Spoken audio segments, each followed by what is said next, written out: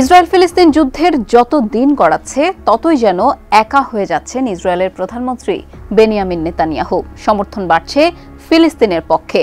ফিলিস্তিনের স্বাধীনতাকামী গোষ্ঠী হামাসের সঙ্গে যুদ্ধ শুরুর পর দীর্ঘদিনের মিত্র যুক্তরাষ্ট্রকেও হারাতে বসেছে ইসরায়েল। এর সঙ্গে ইসরায়েলের বিপক্ষে এখন সুর তুলেছে বিশ্ব পরাশক্তির দুই ক্ষমতাধর দেশ রাশিয়া আর চীন।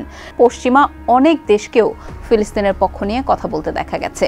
দেশে দেশে গাজায় ইসরায়েলি সেনাদের হত্যাযজ্ঞের বিরুদ্ধে বিক্ষোভে নেমেছে শিক্ষার্থী সহ সাধারণ মানুষজন। এখন প্রশ্ন উঠেছে, এভাবে আর কতদিন?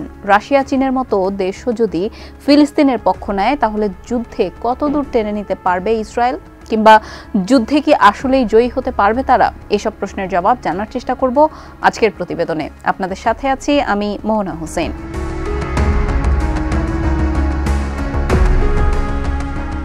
ইসরায়েল ফিলিস্তিন ইস্যু নিয়ে এর আগে চীন দ্বিরাষ্ট্র সমাধানের কথা বলেছিল। সম্প্রতি এক সংবাদ সম্মেলনেও চীনের প্রেসিডেন্ট শি জিনপিং এর পুনরাবৃত্তি করে বলেন, এটি দীর্ঘস্থায়ী আঞ্চলিক অংশের একমাত্র বিকল্প।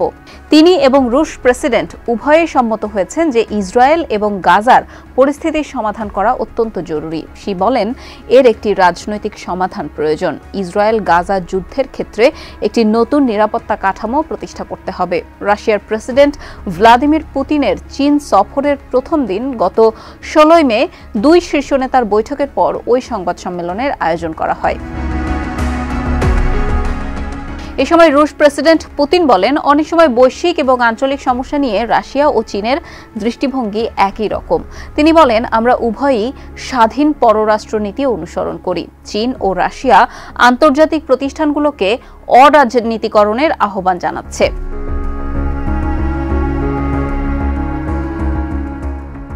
দখলকৃত পশ্চিম তীরে 4 ইসরায়েলি বসতি স্থাপনকারীর বিরুদ্ধে নিষেধাজ্ঞা আরোপের ঘোষণা দিয়েছে কানাডা সরকার।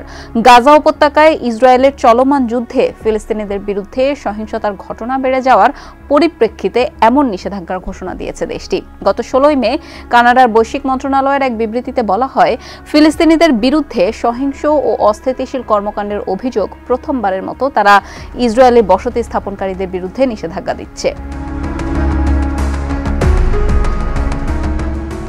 মন্ত্রণালয় বলেছে, চরমপন্থী ইসরায়েলি বসতি স্থাপনকারীদের আক্রমণের বিষয়টি অঞ্চলটিতে দীর্ঘদিন ধরে উত্তেজনার ও সংঘাতের একটি কারণ হয়ে উঠেছে।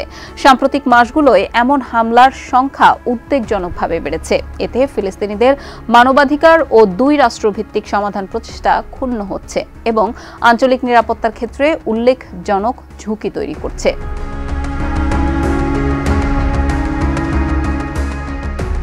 অস্ত্র নিয়ে ইসরায়েলগামী একটি জাহাজ স্পেনের একটি বন্দরে খুব সাময়িক সময়ের জন্য নোঙর করতে চেয়েছিল, কিন্তু স্পেন সরকার অনুমতি দেয়নি। স্থানীয় সময় গত 16 মে স্পেনের পররাষ্ট্রমন্ত্রী জোসে ম্যানুয়েল আলবারেজ কথা জানান। ব্রাসেলসে সাংবাদিকদের স্পেনের পররাষ্ট্রমন্ত্রী বলেন, এবারই প্রথম আমরা এমনটা করেছি, কেননা এবারই প্রথম আমরা এমন একটি জাহাজ শনাক্ত করেছি যেটি ইসরায়েলের জন্য অস্ত্রের চালান বহন করছিল এবং জাহাজটি আমাদের কোনো বন্দরে ভিড়তে চেয়েছিল।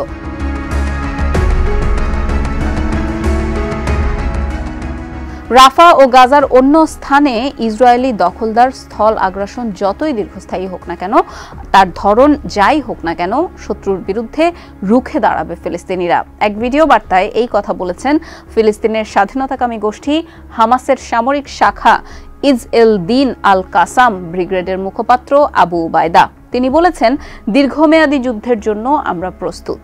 হামাস মুখপাত্র বলেন, আমাদের জনগণের বিরুদ্ধে ইসরায়েলি আগ্রাসন বন্ধ করার সম্পূর্ণ আকাঙ্ক্ষা আমাদের আছে। তা সত্ত্বেও আমরা শত্রুর বিরুদ্ধে দীর্ঘমেয়াদী যুদ্ধের জন্য প্রস্তুত।